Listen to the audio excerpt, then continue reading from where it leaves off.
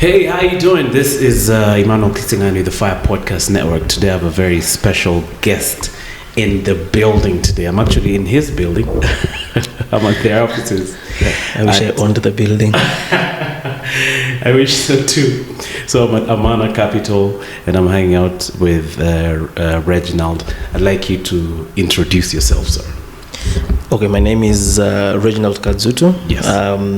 Currently the CEO for Amana / turnaround manager, just trying to turn around the organization for from some things that happened in the past to make sure that we go on forward. All right. I don't know what else. Yeah. No, that's good enough. I think we'll just start from something that I saw on my way here. All right. And I actually even took a photo of this. Let me just get it very, very quickly. We are. There's an article I saw in the paper today. Okay. It says IMF reforms open window for Kenya to get more loans. Is that a good thing? In the context of Kenya, not necessarily a good thing, because our debt has been unproductive. By unproductive, I mean we've borrowed and invested in things which are not able to generate income to pay for themselves. So therefore, we've had to continue either borrowing to pay loans or having to increase taxes to be able to pay loans. Ideally, when you're going to have a productive loan, is you borrow, yes, and wherever you invest in, it might not be immediate, but at least in a reasonable time frame, that investment either increases the incomes of the individuals, or increases the income of businesses, or increases exports, or something that generates income for the nation to be able to repay that loan. If I bring it to a personal level, yes, to a place where you can understand, if you borrow a loan and you go buy a car that you use, that car is not generating for you income. That means you'll have to go to your existing sources of income and take from there to pay for that loan. That means your disposable income reduces. That means you can't invest, you can't save because you're paying off the loan. But if you take that same loan and buy a car which is being used either as a transport car or an Uber or something of that nature, there are streams of income being generated from that car itself, yes, which you can say, this 14,000 I make a month goes to maybe pay 60% off. That's a productive loan. Yes. So in the case of Kenya, and we say IMF reforms open doors, they've really just opened doors for us to borrow from IMF. And the reason why we are borrowing is because Kenya cannot pay its external debt without borrowing. And that's the truth of the matter. We cannot repay our external debt without borrowing. And why do I say that? Our imports are 3 times our exports. Because that's the only way you generate hard currency, through exports, through foreign direct investment, which has not been that good for the country. And right now, one of our largest forex earners is remittances. Or from the guys in the diaspora. Yeah, the guys in the diaspora. But even if you add that, our imports are still higher than exports. That means we are spending more dollars than we are generating. So the only way Kenya can be able to pay its external debt is that exports increase. Yes. Yeah. But exports have been stagnant for the last 8 years at around $6 billion. So you'll find the 4 trillion Kenyan shillings we have, that is external debt, yes, can only be paid if we borrow more. So that's why you'll find next year or sometime this year, you hear that they've gone for another Eurobond, and mostly that is to actually just go and be able to repay our dollar-denominated debt or our foreign-denominated debt, because we cannot pay it with Kenya shillings. We cannot print to pay that. And unfortunately, we have borrowed in dollars to invest in projects that generate Kenya shillings. So there's been a currency mismatch. So we need IMF right now, unfortunately, to allow us to borrow cheaply, to be able to service our external debt and retire some of the expensive external debt. But until we are able to grow the export sector, or be able to attract enough FDI into the country, or transaction flows or investment flows into either our bonds or the Nairobi Stock Exchange, then Kenya is in a place where they cannot pay the external debt without borrowing. That doesn't sound like a nice place to be. That's why even if I'm offered the job for CS Treasury right now, I will not accept it. You will not accept. I don't know how Kenyan sleeps at night. Oh, it's an impossible. Okay, I don't know if I should use the word impossible, but it's a hard job. It is hard. It is doable. In the situation we are in right now, is how do we expand our exports? How do we grow our exports? And how do we, because some of the things that we import also, we need to figure out, okay, apart from oil, which is the largest thing that we import, we should be asking ourselves, one, what are the alternatives that are there? Secondly, what we should be asking ourselves as a country, how do we grow our exports? How do we diversify our exports? How do we stop exporting raw agricultural produce and export more processed things because they earn more value? I'll give you an example. We sell tea at $2 a kg, I think, which is like 200 shillings. Yes. It goes to London. It is same tea. It's packaged, nice fancy tea bags called English breakfast tea. When it comes here, you buy it for 1,200 for less than 200 grams. The same tea which we shipped. Yeah, so the guy has gotten $2 a kg, the farmer. Yes. But the guy who has just packaged it nicely, done some marketing on it, is getting 1,000 shillings. So he's getting 800 shillings more than the farmer did. So as a country, the question is, what is the way forward? So it's the same tea.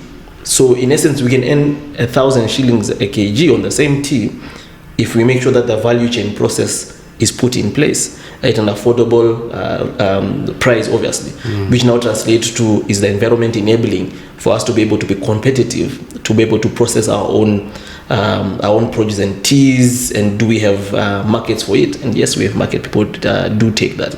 So how then do we increase our exports? Are there things that we're importing which we can actually effectively produce here internally, either at a cheaper rate? And for us to be able to competitively produce them internally here, what do we need to do to be able to do that? Then the third one, which will be more drastic, is go back to the people that you've borrowed from and you tell them, hey, we are stuck. We can't pay this debt. Either we give us a moratorium, or let's restructure this debt. If it was a 6-year debt, now becomes a 12-year debt. If it was at 7%, it's now at 3.5%. We're able to pay. That way you reduce the strain per annum by stretching it forward as you now try and make sure that you grow your exports and reduce your imports, so to speak. So they have to go hand in hand. So you can't say we're growing our exports and you're still borrowing externally, because then whatever you're making in your exports is going to pay debt. You can't get a debt restructured, then you don't grow your exports, but then you're still having the same problem. What you've just done is kick the can down the road. So the things that need to be done are rather plain and simple, but there's the element of we need a bit of either political will or wisdom. I don't know what is lacking, whether it's the knowledge that is lacking or it's the political will that is lacking. Because to make those changes, it'll be painful. It will be painful. One, it needs a government that is willing to stick its head out and say, yes, this money was borrowed, but we can't repay it. That's shameful for a government to do that, to come and say we can't pay. Even you going to someone and say, I borrowed money from you, but now I'm not able to, to pay. So it needs a government that is saying, guys, let us be realistic. Yes, it has been borrowed. It was borrowed by the past regime. I don't see that happening with the 1 year left. So the new government needs to come and say, guys, yes, this was borrowed. We want to do the honorable thing. We still want to pay it, so we don't want to default. We want to restructure to allow us to be able to service this loan better. If the people refuse to restructure, then nothing stops you from defaulting. You just say can't pay, won't pay. You see, as a creditor, there's also the risk you take that the person is going to default. So why stress yourself when the person who gave you money knew that there is the chance that you're going to default? So it's either you get 100% on the dollar if you allow me to restructure, or I'll be able to pay you 20 cents on the dollar, you lose 80 cents. And most people say, oh no, they need to lock us out from the international markets and all that stuff. And the question is, do we really need the international markets in terms of borrowing that much now?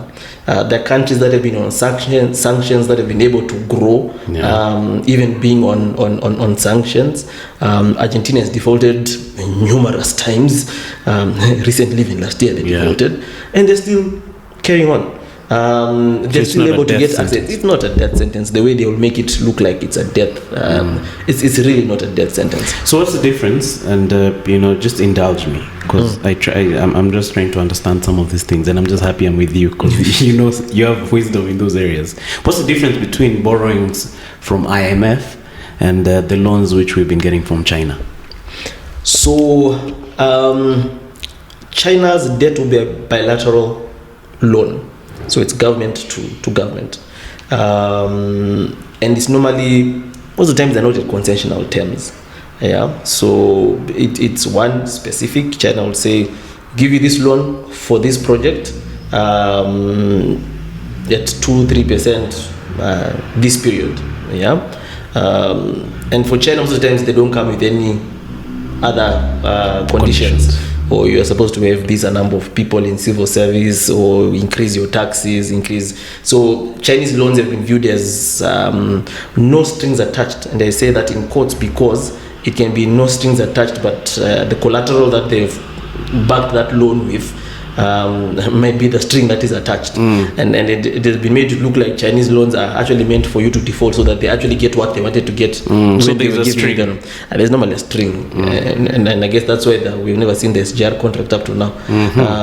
I think everyone has been asking for it. The president had promised it, but up to now, no one has seen what is actually in the contract. In that contract.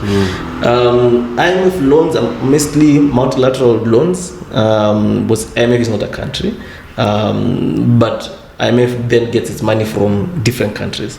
So it's kind of like shareholding, and it's obviously the OPEC, not OPEC, OECD countries, your Canadas, your US, your UK, France, Germany, and the like will have more say in IMF because they give IMF more money than anyone else. So it's literally much getting a loan from the world, so to speak. It comes a bit stricter in terms of governance, economics, and all that. It normally is agenda to make sure that sometimes the agenda is good because they're trying to make sure that you run your finances well, you are generating enough revenue, and growing your country. Sometimes it also comes with strings attached of governance, and all that. They're normally cheaper loans, so to speak, in terms of the interest rate you pay on them. The IMF? Yes, IMF. And they're normally longer term loans, which are easy to restructure when things are not going well. So that's normally the difference between a bilateral loan between country and country and multilateral loan which comes from institutions like the IMF. All right. Then you have commercial loans where the country can go borrow from commercial banks. Like the Eurobond? Is it the same thing? Eurobond is a sovereign debt. All right. So which is pretty much because you're borrowing from different type of people. They're not necessarily banks that are lending you that money. A commercial loan or syndicated loan is Stanchart, Barclays, JP Morgan, Citi coming together and say, okay, we'll loan you 1 billion. As a syndicated loan. Yes, I get it. So that's a proper commercial loan from a commercial bank, which is, I think, the most priciest of all the loans. Yeah. So that's the difference between the three. The reason I'm asking is I've seen it's as if there's the Kibaki administration was very quiet on IMF. I don't know. I don't know if this is factual, but it's as if the Kibaki administration was getting quite some loans from China. And then suddenly it's as if IMF is making headway back into our market. Is that what's happening? Kibaki regime tried to stay away from IMF loans because of the stringent requirements that come with them. And unfortunately, sorry to say, most of the requirements that come with IMF loans have never really helped any country. and I think the economists need to sit down and revisit their strategy. If you look at every country that has gone under an IMF regime, no, not really. As in, there's really little less poverty alleviation that happens in that country, because they always come with increase in taxes. All right. They want you to export more. They're always bullish on the growth. Like if you look at this program, the exponential growth they've put on exports.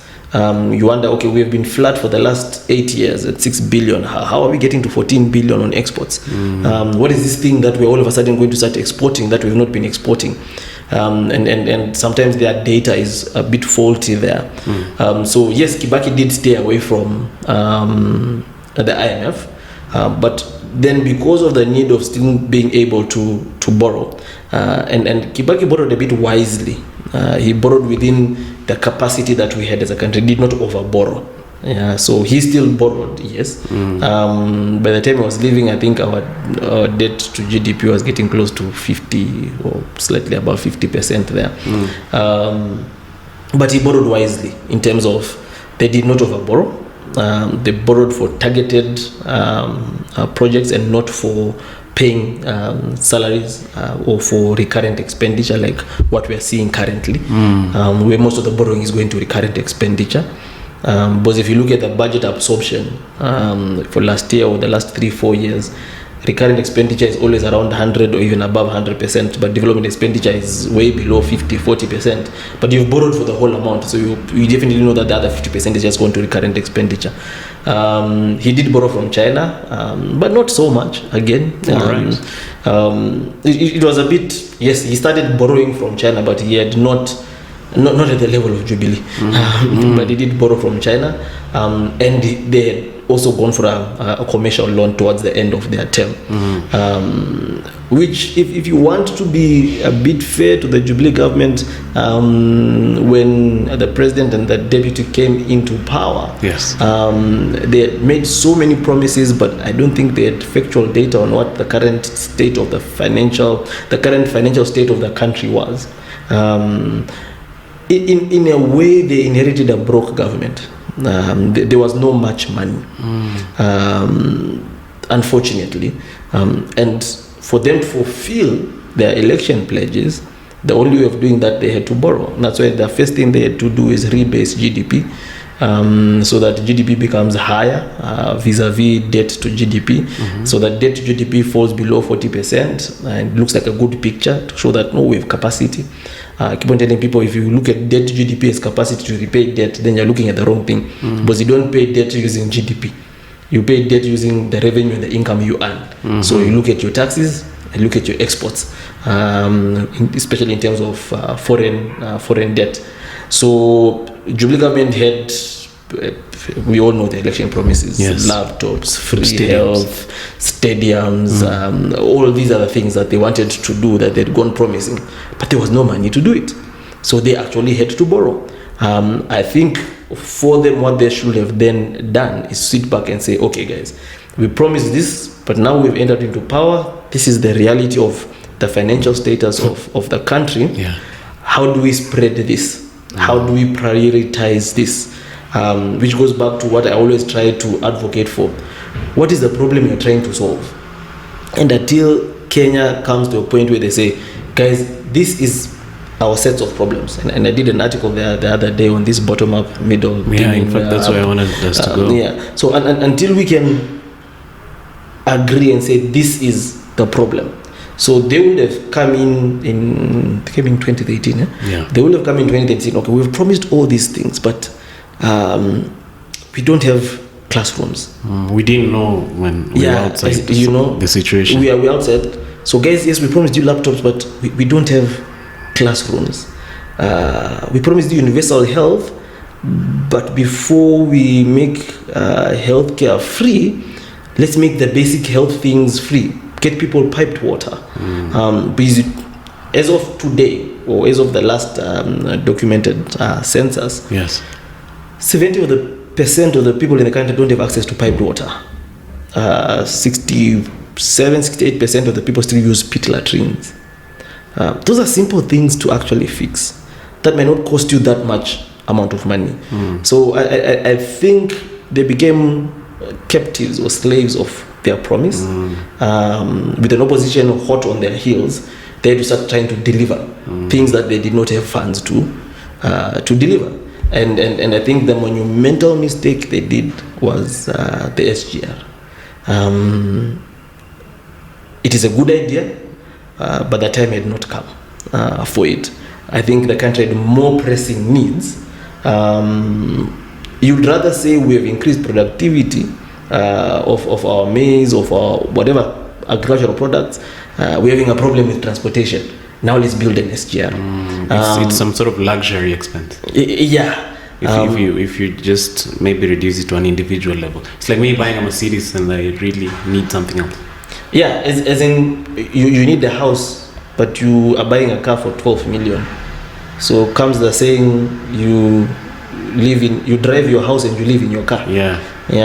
So your house is worth 3 million, but your car is worth 12. Yes. You're thinking, okay. There's an error somewhere. There's an error somewhere. So that's exactly what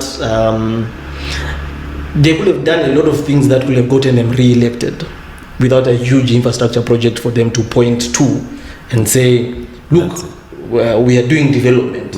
And it comes to the element of what do we measure as a country. As a government, we should be coming to a point where we're saying, okay, year one is done.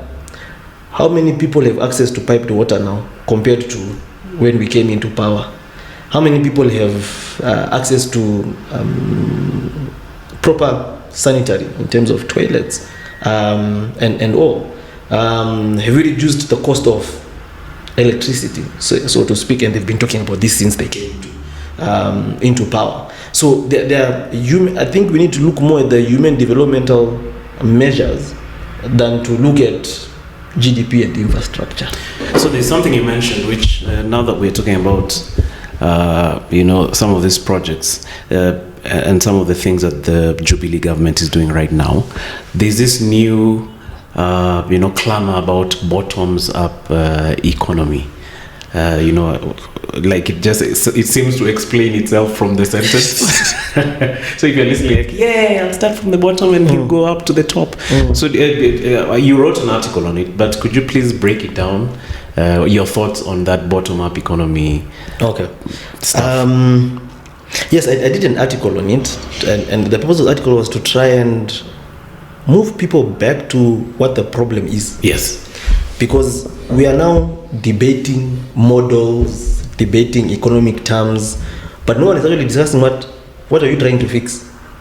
Yes, you're saying bottoms up, you're saying trickle down, middle out, whatever.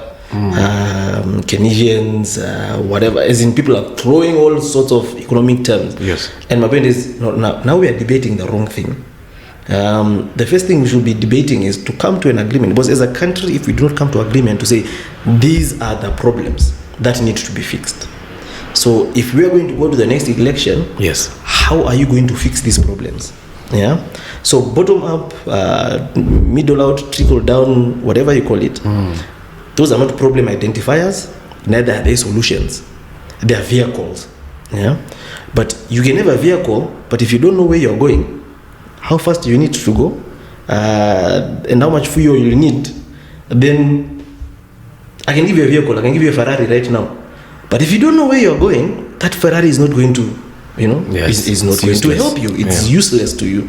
So I personally feel that we are debating the wrong thing. Bottoms up, middle out, trickle. We're debating the issues. As a country, we need to come to agreement. Yes, we've come to an agreement that there is a problem. But what is the problem? It's one thing to say, unajua kuna shida hapa. Yeah? But you're all wondering, okay, so what is the problem? Because then if you don't agree on the problem, you may think your problem is corruption. You may think, no, the problem is rainfall. The other person is thinking, so if we cannot come to an agreement to say this is the problem, then you cannot start discussing bottoms up, trickle down. So in the article I'm saying, first thing first, what is the problem in the country? Because bottoms up is a way of doing things. Same as trickle down. It's a vehicle, but it is not a problem identifier. Neither is it a solution. Yeah. Your problem is when you're in Nairobi, you want to go to Mombasa. Yeah. The question is, how do you move from here to there? There's an aeroplane. You can walk. You can run. You can drive. You can even bike. You can even bike. Yeah. Yeah. Unless you're biking in less than 6 hours. If you don't have a place to sleep, then you start thinking biking may not be the best, idea. I have a car to drive, but I don't have money for fuel, so the car may not be the best, the best idea. So if you then go back to the article, and the one thing that I mentioned first is Kenya is a very rural population. Yeah. 70% of the people are in the rural areas. And the problem of us people who stay in the urban areas, we think the whole of Kenya looks like this. In fact, that's what I wanted to say. It's as if our minds think that it is just this. Exactly. You walk here in your Lavingtons and all those things, Kileleshwa, Kilimanis, your Westlands, your Panganis, and you think the whole of Nairobi is like that, as in literally. And you think, no, 70% of the population are actually in the rural areas, literally in the rural areas. And also most of the people that are employed in the country are also employed in the agricultural sector. So if you're going to do a policy or any policy you're going to do, that does not touch the agricultural sector or touch the rural areas, it is going to be bound to fail. Because that's where the majority of the people are. And that is where we have a problem of upward mobility. There is no upward mobility in terms of the status of those people. You're born poor, you remain poor, you die poor. There's no upward, Your father stayed in this house, you are staying in that same house, you cultivated the same farm, the same piece of land, the same crop. So there's literally no upward mobility. So that is one big problem that we have. You die there and you're buried there. Exactly. And why don't we have upward mobility? And upward mobility doesn't mean you moving to the city. Yeah. If you had a thatched house, upward mobility is owning a roofed house, still in the rural areas. If you do not have a title to the land, one step of upward mobility is now having a title to your land, because sometimes it opens for you access to capital. Yes. So Kenya has a problem of a rural poverty, serious rural poverty, and because of rural poverty, we have congestion in the cities. Everyone wants to escape rural poverty. Yeah, you want to move to Nairobi. I want to go to Nairobi because at least I can go get a job. Then our government decides, let's build an expressway. There's traffic in Nairobi. I'm thinking, but that is a symptom. It's a symptom of a dead rural economy, that everyone is coming here. You want to build a housing in Nairobi. I'm thinking, no, you are treating symptoms. How do you make sure that someone born in Kakamega or in Turkana or whatever has no desire whatsoever to ever come to Nairobi? Yeah. Is a discussion we need to be having. How do we urbanize those rural areas so that you can have rural to urban migration, but it's not rural to Nairobi migration. It's a rural to urban migration in the urban sector in that area. Yes. Yeah. Which will be a more cheaper thing to do than to build an expressway and build houses in Nairobi, because all those are symptoms of a dead rural economy. And the rural economy, as I said, is where 70% of the people live. So it's actually a very, very serious problem. And whether you're going to use bottoms up, trickle down, middle out, whatever you're going to use, if you are not going to deal with the rural poverty, it is not going to work. It's going to be bound to fail. The second thing that we have is an income poverty, where incomes are just not growing in the country. And for those who have incomes, the incomes are growing less than inflation.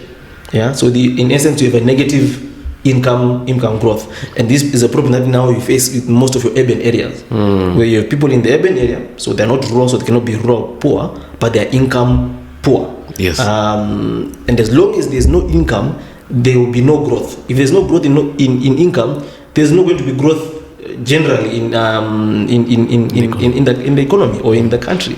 So whatever solution then someone is coming to show on the table is, how is it sorting rural poverty? How is it sorting the income poverty in the urban areas for us to be able to have people now having upward mobility. You start creating a middle class. You start creating people moving from this class to, as in, there's generally the goal of a government is to remove their people from poverty. Yeah.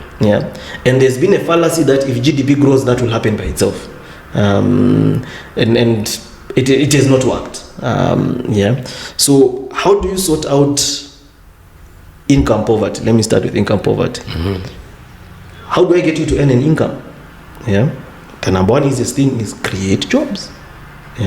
How do we create jobs? Because again, I said Kenya is a very youth, apart from the population being 70% rural, majority of the people are below the age of 24. Actually, there are around 14.4 to 15 million people who are still in primary and secondary school. That means in the next 10 years, these guys will be in the job market. If the economy does not create those number of jobs or create an enabling environment to allow people to either go into entrepreneurship, start businesses, and the whole purpose of all that is so that they can employ someone. They can also create jobs. So you're not going to get the income problem sorted without jobs, without literally creating jobs. And therefore, how do you create jobs? Again, you go back to the data which the government has, because this is Kenya National Bureau of Statistics data. There are 1.5 million registered MSMEs, and there are 5.85 million unregistered MSMEs who employ close to 80%, if not 90% of everyone who's employed in this country. So if then you have such a situation that the MSME space is where majority of your people are employed. So, for example, if I take you are doing your podcast by yourself right now.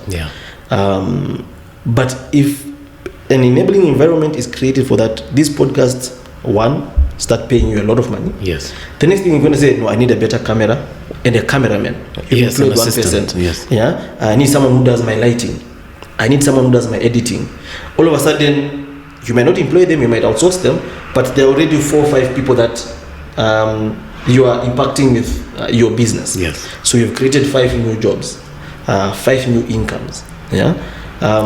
So if we decide to invest in the MSME space, and true investment, SMEs need access to capacity, because if you look at the number, close to 70 to 80% of most of the people that are running the MSMEs that are unregistered, the highest level of education is primary or secondary.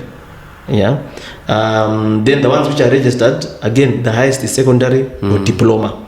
So there's definitely a need for capacity. I'm not saying they are dumb. I'm saying that they need skills on how to scale your business, how to run your business well. You might be a good welder, but that does not make you a good finance person. So there are definitely skills that are needed. So MSMEs need access to capacity growth. They need access to markets. And this is another reality that as Kenyans, that we need to come to a place and say, Kenya is a very small market. As much as we have a very big ego, we are a very small economy. If you open your business right now of selling watches, for example, your watch for 5,000, 6,000 shillings, and you're manufacturing them here, how many people can afford your watch? And once we've bought the watch, I have one watch already, that's one customer gone. So if we are not creating a regional market for MSMEs, then we are not investing in SMEs. So you have to think beyond Kenya. If you want to grow a multi-billion dollar, not shilling business, you have to think out of Kenya. Look at Equity Bank. Look at KCB. They're growing regional. DRC, Uganda. Have they banked everyone in Kenya? No. They've banked everyone who is bankable. That's how small the market is. So they ran out of bankable. Exactly. So that's why they're going to expand. Because if they remain in Kenya, they've reached plateau. They cannot grow any further. They have to wait for the guys in school to get of age to open accounts, but businesses to continue. So if as long as you're starting your business and you're not thinking regional, then your business is not going to scale. And that's the role of a government. I always ask my questions, why do we have embassies in all these countries if they are not being able to prepare markets for us, access to markets for the MSMEs? And then finally, as MSMEs need capital. Long-term patient capital. They don't need a loan from a bank because there's a credit guarantee. A loan from a bank, the longest period you most probably get is 2-3 years, 5 years. And by that time, your business is not picked up. Yes, true. Yeah, so something they need long-term patient capital to do that. And the government is not going to do that by saying that, oh no, we've put money for a credit guarantee. That doesn't work for MSMEs. That's just giving them a slap on the wrist. So we need to make serious investment in the SME space. If you then look at the SME data, 70% of them are wholesale and retail. Guys who go to China and come and resell, or these vibandas that are selling food, restaurants. Again, we're not going to grow economy that way. We need more SMEs in the manufacturing sector. We need more SMEs in the value chain of our agriculture space. We need SMEs in the transport sector. But if you look at the percentages of SMEs that are in those spaces, they're less than 2%, 3%. So close to 70% are wholesale and retail. Then accommodation, and followed by I think 15-20% which are accommodation. That means only 10% are actually in the area. So how then do we diversify our SME space to make sure that we have SMEs, one, which are also export oriented, manufacturing that are value addition, because if you invest in a guy who's buying in China and reselling here, 90% chances that he's going to employ 1-2 people, and that's it. So where do we put money where we have the greatest impact? So if I get this SME, maybe who's doing their chickens, I'll give you an example. Ghana imports close to $500 million worth of chicken per annum. They do it from Asia. And I'm thinking, don't we grow chicken in those Kenya? day-old chicks? Yes. Don't we do chickens in whatever? Yeah. So maybe the guy just doesn't have capacity to meet the size of orders coming from Accra. So why not invest in that guy to get access to that market, capacity to do chickens to the international standards, get his products certified. You'll most probably now need money for a bigger hatchery and a bigger cold storage, and most probably you'll employ 50 more people or 60 more people. So you find that is an investment that has an impact to the wider economy, because now you have 60 more people that have incomes that did not have income. That mama mboga that you want to say bottom up hustler whatever, has 60 more customers. If I give the mama mboga, she's not going to employ anyone, she'll continue working there by herself.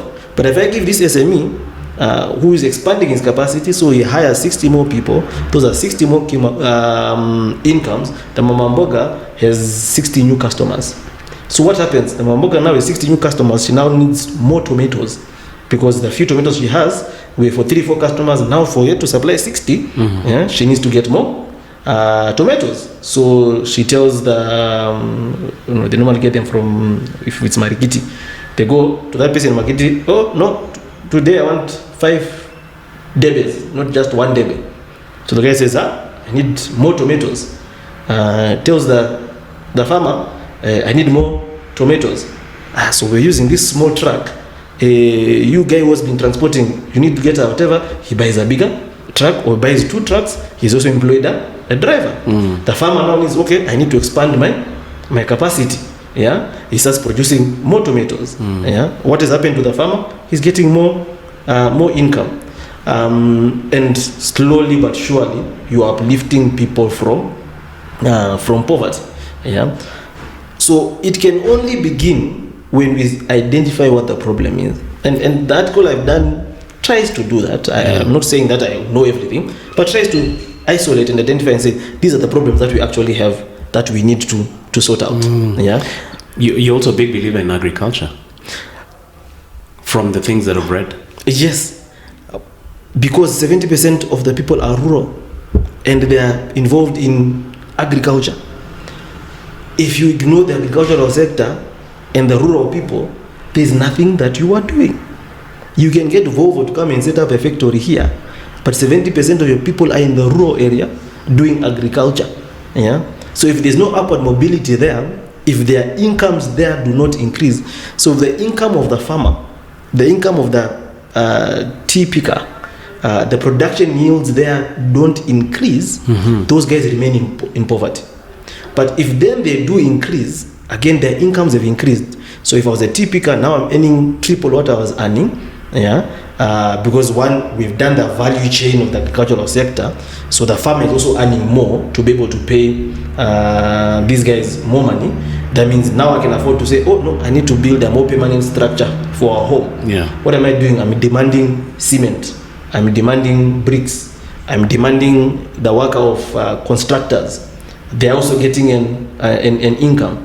Where we could not afford margarine, we can now afford margarine. So we're going to the supermarket and we are buying margarine. So you see the ripple effects that come, because that is the place of greatest impact, where 70% of your population are. You cannot then create a whole 3 trillion budget for less than 10% of the population. Yeah, true. That does not make sense.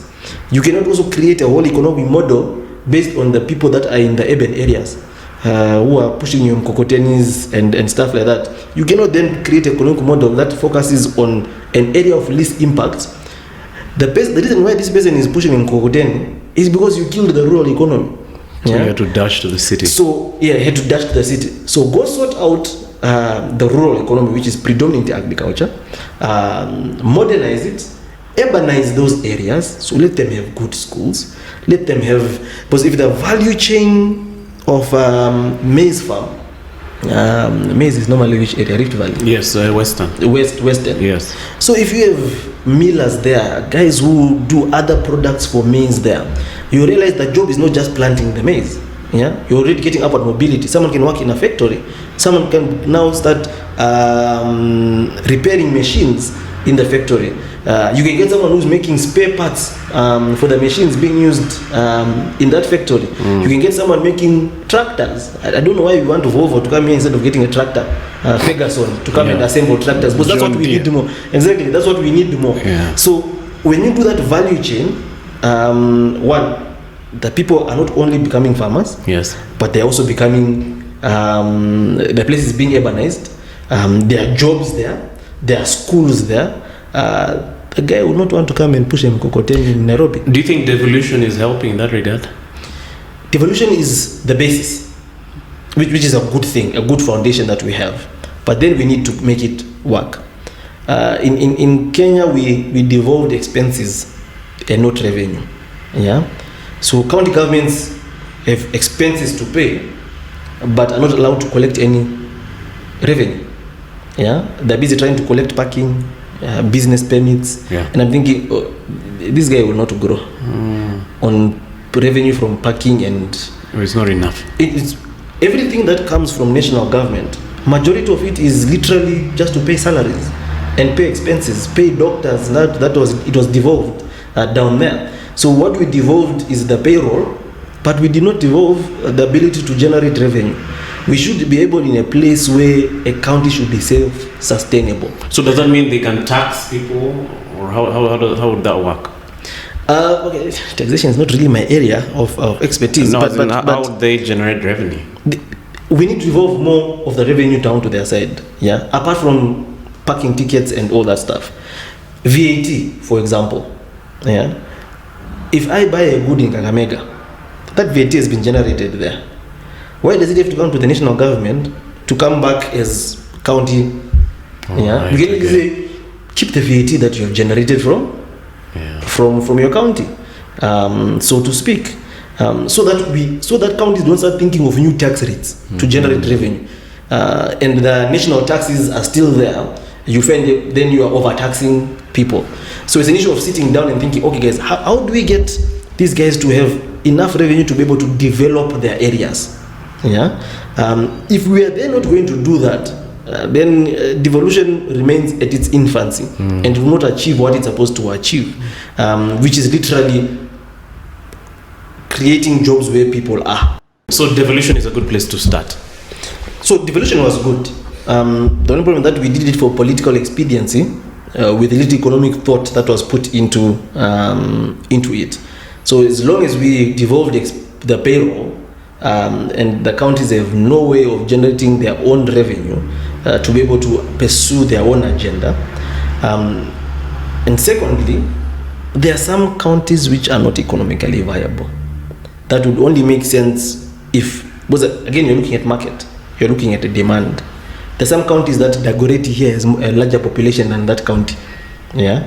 So again, is it a painful decision to make where we say 1, 2, 3 either come together to become one county, or like what the guys in Western are trying to do, creating economic blocks? Oh, yeah. Yeah. I've not looked at the details, but if there, there's no tax between Bugoma and Busia and Kisumu. Anyone can do anything they want in between anyway. So I would want to see what where these economic block elements are. So what are they trying to do? So if there are some counties which are too small that just need to be brought into a bigger county, but the main key thing is revenue generation. How do counties generate sustainable revenue? If you look at the revenue that the counties have generated by themselves, yes, divided by 47 counties, the average is less than a B. 1 billion shillings, because I think it was around 38 billion. The own revenue generated by counties in 2019 or 2020 was 38 billion. Divided by 47 counties, that's averaging around 800 million. Which is not enough. You can't do anything with 800 million. So if we are not going to think of counties from an economic perspective, then we just call them political units and we move on with that, and everything remains centralized. But it would be a good base to actually start creating jobs where people are, so that we stop spending a lot of money treating symptoms in Nairobi. Yeah. No, at least it has gone now to my subconscious that, majority of the people are not even in Nairobi. They're out there, which is very important. You mentioned something to do with taxes, and recently there's been a shift upwards in regard to taxes. I'm not an economic expert, but I know that taxing a population, is not normally a good sign. So in terms of encouraging them, I don't know how to put it in words, but what do you think about that increase in taxes, especially in the recent, I think, budget? It was bound to happen. It is still going to happen. In the next government that is going to come, let's truth be said, they're still going to tax. If not at the same level, it will be higher. Why? The government has only two sources of revenue: taxes or debt. Yeah? Yeah. We are heavily indebted as a country right now. Heavily indebted. No matter how many people can tell you it's still sustainable, it's not sustainable. We are at if you're sustainable, IMF will not be here. Yeah. Once you're on an IMF program, just let you know that it was now unsustainable. IMF is like the HDU. Yes, it's like being admitted. Yeah, you're admitted in HDU. Yeah, you are just about to kick the bucket. They come to try and sort things out. Because of the level of debt that we have, taxes are not going anywhere. Because we have to pay that debt. How else do they pay the debt? They either borrow more or generate revenue. When you're going to borrow more, what people look at is your revenue capacity. Yeah. So taxes will definitely go up. Let no person who's coming and saying that will reduce taxes unless they're planning on defaulting on the debt, and that's the agenda. That's the only way you're going to be able to reduce tax. And it's interesting, trickle down is one normally. Trickle down economics is one that says reduce the taxes for the companies and the rich. But bottoms up normally is very silent on taxes. Yeah. So even as much as people are liking bottoms up is normally very silent on taxes. But whether it's bottom up or trickle down, it has to be financed. And the government will only finance through two things: debt and tax. And when you borrow, you have to pay back that debt. Yeah. How do you pay back that debt? You either borrow more or you tax your population. So we will complain all we want, but most probably it will just... So there's no way out. The only way out is if we can, reduce our budget deficit, stop living beyond our means as a country, start putting money in areas of the greatest impact, like what I've been mentioning. Yes. So that you start increasing your revenue. When you invest in an SME, that increases capacity. The guy is now registered. He pays more taxes. He has hired people who will also start paying taxes, so the revenue of the government starts increasing. So our money needs to go to where there's the greatest impact. Secondly, as long as you continue running budget deficits, and most people look at deficit to GDP and thinking that figure can be played around with, but especially if they play around with the GDP figure. Look at revenue to expenses. How much are we collecting versus what we are spending? Yeah, and for the last, I think, 4 or 5 years, we've been spending 38% more than we have been collecting. Even you as an individual, 38%. yes, even you as an individual, if you live 40% higher than what your income says, you reach a point where things will just crumble down, and that's where we have been heading or are heading as a country. So if then we can't reduce that, then taxes will have to continue going up, because they have to find ways of paying off debt and continuing to run the government. And even when it comes to taxes, it becomes very interesting. The Kenyan economy is so informal that let's say roughly how many? Close to 25 to 30 million adults. Yeah. You only have 4 million taxpayers. So is this 4 million people who are more or less?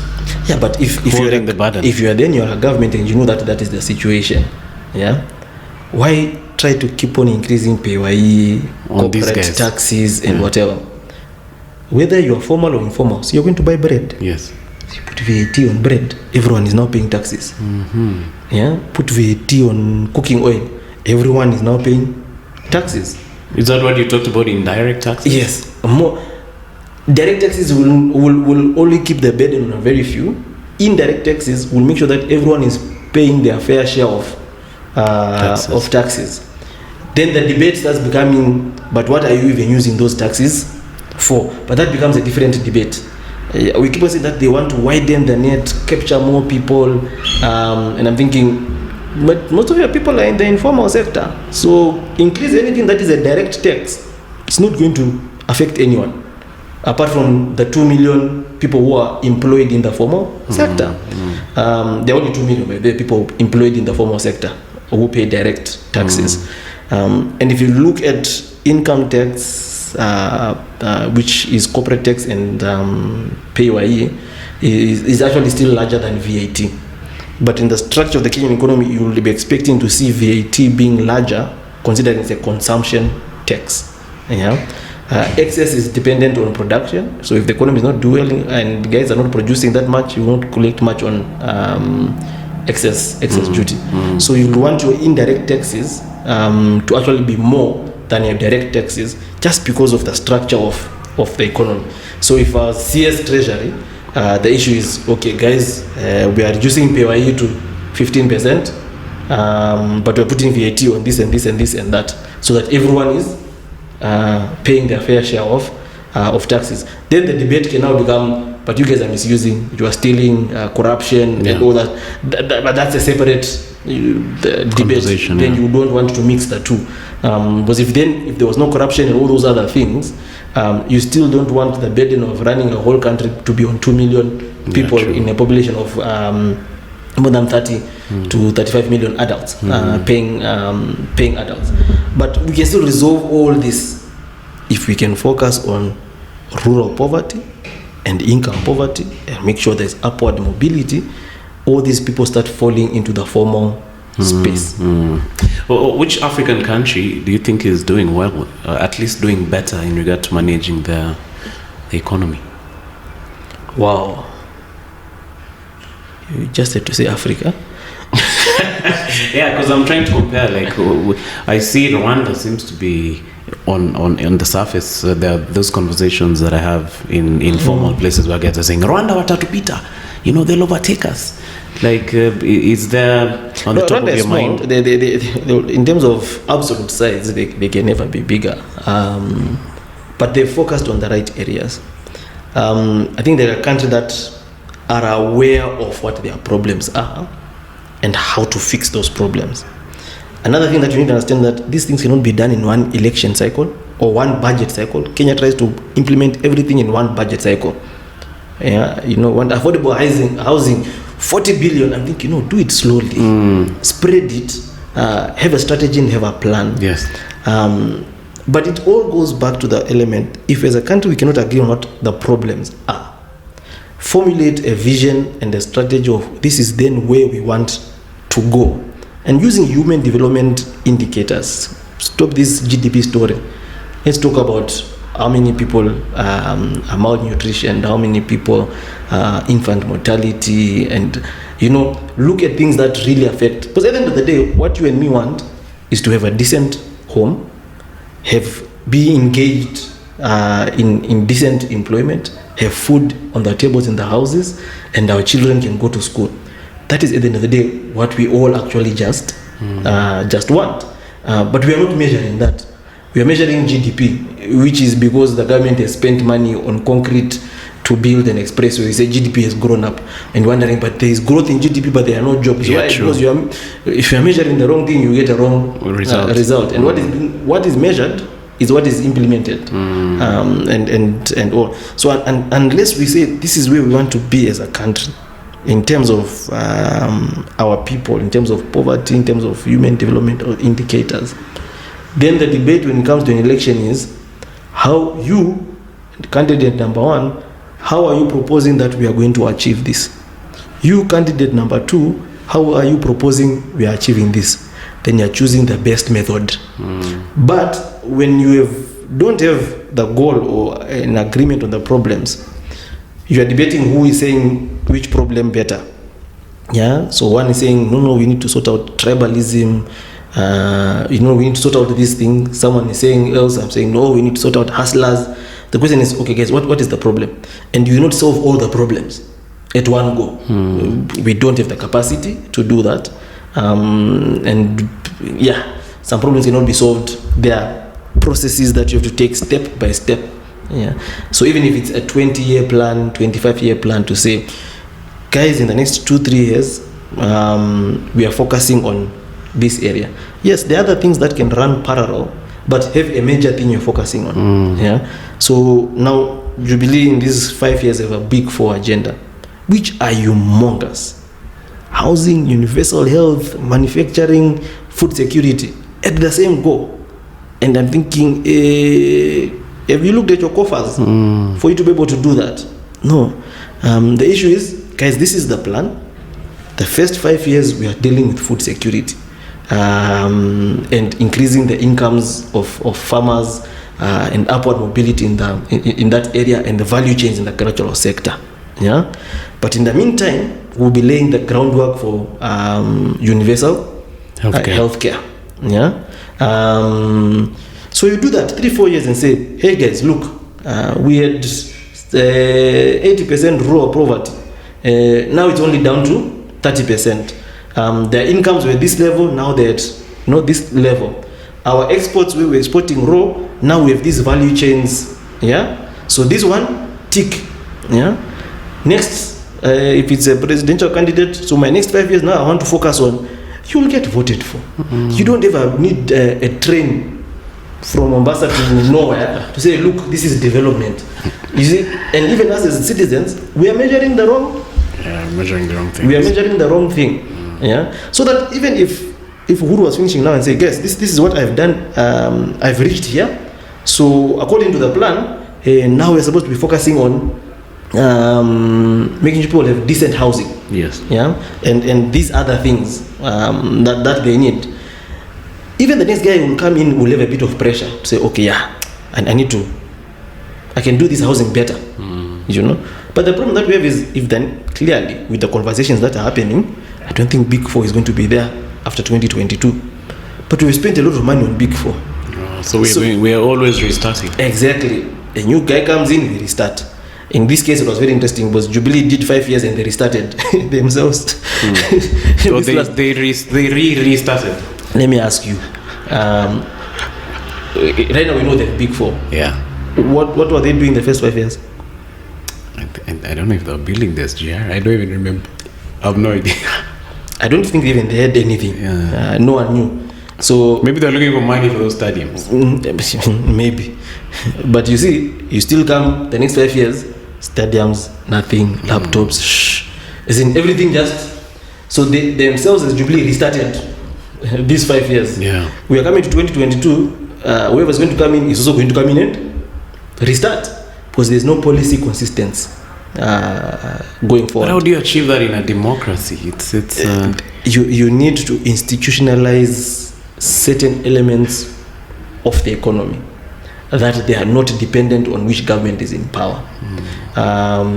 If you go to the US, even the UK and all that stuff, in their budgets, there are things that are called safeguards. Spending for certain things cannot go below a certain percentage, no matter who is in power. Because it's institutionalized. It's there. It's a constitutional requirement. Yeah. If we are not able to do that and say 30% of any budget is supposed to go to agricultural sector. So even if whether it is a bottoms-up person or a trickle-down, middle, abracadabra who comes into power, we will know the agricultural sector is not going to be. We will get their 30% allocation of the budget. Yeah. We say 20% has to go to 10% has to go to health, 10% has to go to education. Yeah. That's already 50%. So you know that 70% of the population is sorted, health is sorted, education is sorted. Yeah. So that's what 50% of it. Yeah. We say 5% is to go to sports and stuff like that, to make sure that, because Kenya has phenomenal athletes who are just neglected. Yeah. Look at the current Olympics, a pure sign of neglect. Yeah. It's bad in the current Olympics. Yeah. You won the last one. People know, okay, this is how they run. They don't go sleep. They go practice to beat you. In fact, nowadays they come and practice with us. Exactly. And if you don't practice to improve, you will be beaten. Yeah, you literally be beaten the next Olympic. And this is what people have literally done. Studied. This is how it's done. This is, we have a women volleyball team that has been going to the Olympics every time. Never really won a set there. And I'm thinking, no, but when you come back, you need to sit down and say, okay, what are we doing wrong that the rest are doing right? But also, we don't have professionals. We have people that have day jobs and only practice for an hour or two. You're not going to compete with someone who's practicing 4 hours a day. Exactly. For the last 4 years. Yes. It's not going to happen. So we have phenomenal athletes who can actually, one, generate a lot of revenue for the country, create a good name for the country, and you can literally have sports tourism in the country. People pay a lot of money just to go see the stadium that Barcelona plays for, or Real Madrid. Don't go see sports tourism. They're making money from it, and Spain have made sure that they make money from it. Even the Premier League, they made it a tourism thing. It's a tourism thing. So host tournaments, do whatever, as in try to attract people, build your phenomenal athletes, people who are naturally built to play rugby, naturally built to run. Look at the guy who ran the 100 meters. Yeah. So if you do that and you leave now 30% to, okay, now as a new government, you might have your own areas. Here's 30%, but 70% of the budget is fixed. What you want to then do in health with that 10% can be a government policy for that day. Someone can say, no, we want to focus on maternity. Someone can say, no, we want to focus on infant mortality, or we want to focus on immunization, but the 10% does not change. It's 10%. They can increase it, but they cannot reduce it. So let the policy of what to do with the 10% be the decision of the government of that day, but how much to give to a sector, some of these things should be institutionalized. That way, you're in a democracy, but you make sure that the important things are being done. Because what is governance? Governance is just how you use power to direct how an economy or society grows at the end of the day. As a society, when you're selecting a government, you need to say, this is what we want as a society. Yeah? And for us to have this now, we want people to run with it. It's delegating power. We want people to run with it. But then the people who come into power decide, no, this is what we think you need. Then the next guy comes and says, I think this is what you need. Yeah, it becomes confused. Yes, that's why I say we always have to come back as Kenya and say, what are the problems that we have? And in that article I have mentioned some of the things I'll put that it we in the have. description. People just click on it and check it out. So that's the issue. We have rural poverty, we have income poverty. How do we sort those two elements? You're saying in Africa there's nothing you're saying, which is good. Maybe I've not studied most of them, but Morocco is a good country. All right. Morocco exports to Europe, even cars. They do? Yes, even cars, medical equipment, apparel and all other stuff. Just study how diversified the Moroccan economy is.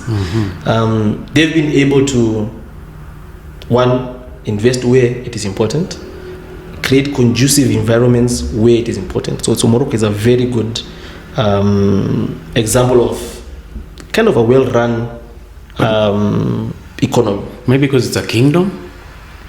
I did not want to go into that discussion because I'll give you an example. Yes. Let's a truthful matter. If you look at all the countries that were growing very well with very low levels of poverty but brilliant economies and stuff like that in the recent decade, were not real democracies. Look at Egypt when it was Mubarak. Yeah, when it was under Hosni Mubarak. Libya. Doing very well. Look at what democracy is doing for them. Yeah. Look at Libya. Libya is the most typical case of what democracy can do to a country. From literally being a first world, Libya is as in a basket case right now. Yeah, it's a basket case. Yeah. Look at South Africa. Keep on telling people South Africa is not a democracy. It doesn't. Running elections does not make you a democracy. Yeah. South Africa is a one-party state. Whoever is running on the NC ticket is going to win the elections. Full stop. Yeah. And for you to win the NC ticket, there's no internal democracy there. It is chosen, decided, and stuff like that. Yeah. So those guys are one-party state. Botswana was a family business for a while and also kind of one-party state again. These countries that keep on changing parties here and there, truth be said, are nowhere. Because if someone wants to build a road here, because of democracy, someone runs to the court. No, this, whatever, the road is never built. So we have to study these things. Yeah, there are stages of democracy. As you grow to become a full democracy. And it is unfair to prescribe a governance structure on an African country based on all the years that these Western countries have gone through for them to reach where they have reached. Because then they're doing more of maintenance of economies, not really growth. Maintenance. The economies are big, so they're trying to maintain. Africa needs to develop and grow. Because we are still young, right? Yes. And sometimes consensus might not help you really. Do we build a road here or do we to get here? Do we, but all said and done, it will still just boil back to the same thing. If we can focus our efforts on these two problems as a country, rural poverty and all these things of kina techno, Konza, city, kina, 70% of your people are in the rural areas without skills. In the report I also showed you, there are 14 to 15 million people that have either never gone to school or never finished primary in the country. 15 million of your 30 million adults.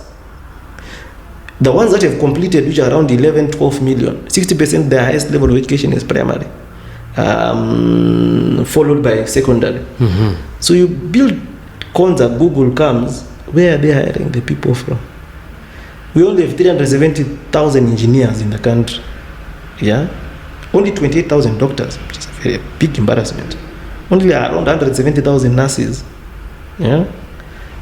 So if we also don't sort out our education, something which I wrote in the document, if we don't upgrade our curriculum to produce 21st century relevant skills, nothing against other professions, but we can't keep on churning out sociologists, anthropologists, accountants, and all those other professions, even economists. Some of these things now, artificial intelligence does it, they can be automated.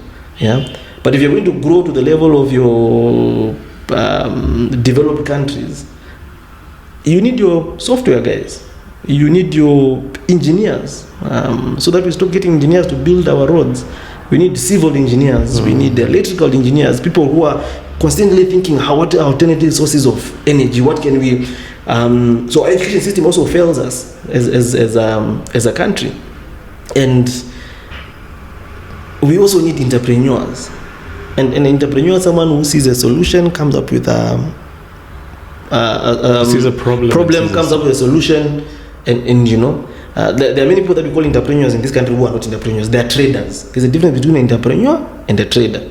A trader goes to buy something and resell it. You're not an entrepreneur. You are a trader. You know, and those are the ones that we have many of in this country. Traders. We also lack a good. An entrepreneur solves a problem. Solves a problem. So we need more of entrepreneurs. Yes, but honestly, how are you going to create jobs without entrepreneurs? Yeah. One thing I always say that Kenya is very labor intensive. As I told you, we have 14 million people in primary and secondary that are going to need jobs. So we also need to be very careful of what type of investments we are making, because until we reach a point where we can be capital intensive, right now we need to think labor intensive. Where we can think we can fully automate, we are thinking, yes, fully automating is good, but then it does not solve my labor problem. Yeah. So again, I'll use, if you do a Volvo assembly plant, most probably they will employ 50 people, 100 people, because the whole thing is automated. Yes. Yeah. But if you say, let's do a simple cottage industry of maybe making irrigation pipes. Yeah. And you mechanize to a level that at least you can absorb as much labor as possible. I know labor is not productive in terms of, if you look at productivity of mechanization and labor, obviously mechanize, and that's why people don't like the agricultural sector, because it's labor intensive and all that stuff. But that's the problem that we have. We have so many people who need to be employed. So if you look at it from, we have an income and a rural poverty, then you realize for us to increase our incomes, we need to absorb as many of these people into either gainful employment or create a conducive environment for an entrepreneurial spirit to go. Which is one thing that at least I give to some of the Western countries. In the US, you can, I'll give you an example, people like your Bill Gates, Mark Zuckerberg, and all those guys, guys for Amazon. Yeah, Bezos. Yes, Bezos. They are educated, as much as people call them dropouts. They dropped out from Stanford and Harvard. They didn't drop out from some primary school. Yeah. So they're intelligent people, but they were entrepreneurs, and the country had enough room for them to say, I have an idea. For example, the first Apple computer was not because they wanted to sell a computer. They needed a computer on something they were working on. So they made a computer for themselves. So they solved their own problem first. Yeah. Then they said, okay, so we can actually sell this. Apple 1 was okay. 2, 3, I think 4 were not, 2, 3 were not good, were failures. Before 4 became a hit. Yeah. So an entrepreneur is someone who continues, pushes on, goes through failure, knows when to stop, change ideas, and go ahead. But because the American system allows and has funding for entrepreneurs, allows people to try all those things. That's why you find innovations keep on coming from those countries. And we can use the China model. China model was copy, then innovate. Yeah, as in you get a plane, strip it, copy it, make your own, and say, now we know how to make an aeroplane. Now how do we innovate on this? Yeah. So someone says the first step of innovation is copying. Yeah. But if we are not churning out entrepreneurs, and entrepreneurs, not dealers, not tenderpreneurs, not traders, those don't grow in economy. You need people who come up with ideas that solve local problems, and you realize if someone sets up a manufacturing plant here, low cost, which is not capital intensive, even if it's using labor, you have absorbed a lot of people to work. Those people now have incomes. That mama mboga that everyone is now talking about needs customers. She does not need a handout. She needs customers. How do you create customers for her? By increasing the incomes of the people that are around her. How do you increase those incomes? 70% of your people are in rural areas. Why not start where the most people are? But this thing of having plans and ideas based on a blinkered of Nairobi, Kisumu, Mombasa, Nakuru, and you think that's the whole of Kenya, that's. Although these places are where the most noise is. Yeah, because you people have Twitter and all those other things and stuff like that. Trend. Exactly. You can trend and all that stuff, but majority of the people are in rural areas. So if you are going to actually change the scene of the country, change poverty, alleviate poverty, because that's the goal. If a government has no goal of alleviating poverty, they should not be in power. The whole purpose of a government is how do we make the lives of our people better. And alleviating poverty is not making every person a billionaire. It's everyone has dignity. You have a roof over your head. You have a toilet you can flush. You have running water. You can get food at an affordable pricing. Your children can go to school. You can afford healthcare at a reasonable cost. That's a dignified life. And that's what we should be measuring. Yeah. How many people per year are we moving from abject poverty to a dignified life? Not how big have we grown the economy, what SGR have we put in place, or expressway, And for members of parliament, the role of a member of parliament is legislate. So when I say institutionalizing some things in the constitution, it's doable if our MPs focus on their job, which is to legislate, to create laws to direct a government and future generations on this is how we deal with this. We create laws that will create that enabling environment. So any MP who comes complaining about taxes are high or whatever, I'm thinking, but you Treasury cannot put a tax without your signature. We should be hearing you complain before the tax is out. But if the tax is out, then if you go to that thing in parliament that shows who voted on that day, then we find your name that you voted yes. Then you're the same person who's coming no, let's be realistic. So if MPs actually legislate, most of these things can be done through legislation. Most of them can be done through legislation. They can actually legislate in terms of the character and integrity of the person they want to run the country. They can easily pass a law that says if you are convicted, or if you have a case pending in court, you cannot run for it. They can literally do that, sign it, and we will not have problems of having people now who get into power, then they have court cases, then they have this. It's all in the hands. The structures are there, but we just don't want to do it. But I hope through such conversations and people just learning what needs to be, having these conversations at your subconscious, I think it may help. Yes, it should, and that's why I did that article, and some people telling me, but your article doesn't tell us which one is a good one. I'm thinking, no, I don't want us to debate models. I want us to come to a point where you are evaluating what someone is saying, this is where we are as a country. What you're saying does not make sense. That is empowering people to make. That's civic education. I'm not telling you choose this route. I'm telling you, hey, 70% of our population is rural. Majority of our population is young. We have a huge skill gap in the country. Our production yields are rather flat or growing very slowly in the agricultural sector. Our business space is an MSME space. The country is heavily indebted. That's the situation we have on the ground. So if someone is going to come and say something that is ignoring this, then you know that person is just trying to play with your mind. It's not going to work. And right now I think the most two urgent things that Kenya has is rural poverty, income poverty, and the lack of upward mobility. And that is because we've been concentrating on measuring the wrong GDP, budget deficit, or fancy things that Treasury and Central Bank will tell you. Those things are good for them to consume, But then as a government, I think there's this State of the Nation thing that happens in Parliament. There the president should come and say, this is where we are in terms of,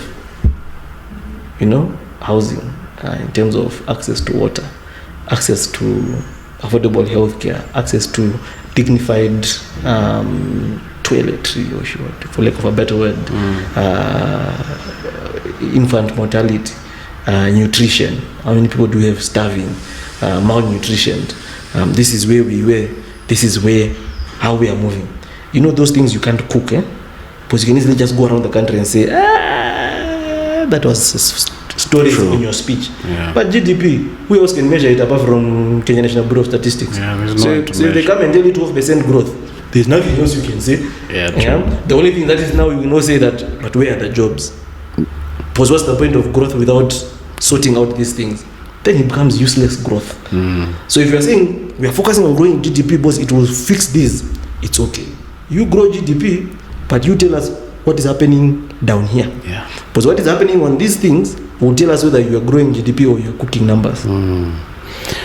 That was really interesting. I've learned quite a bit. I hope you'll be available for another session one of these days. I hope. I love giving information. Yeah. Yes. And I've had a very, very good time here. Are you on these social media things? Yes. You can find me on Twitter. Yeah. I don't know my Twitter handle. I think it's @Kadzutu. But then I'll give you to put them down you can there. give me that. I'll put them. I'm on Facebook and I'm on LinkedIn.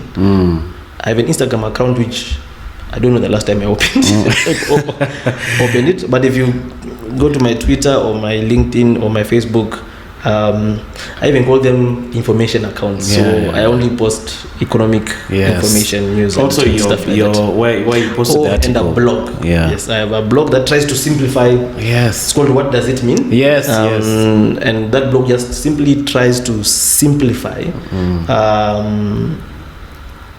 the economic world around you. So that's what it's just trying to do, just making it simple, breaking it down, so that when you hear these things, you understand what they're talking about and how they impact, you.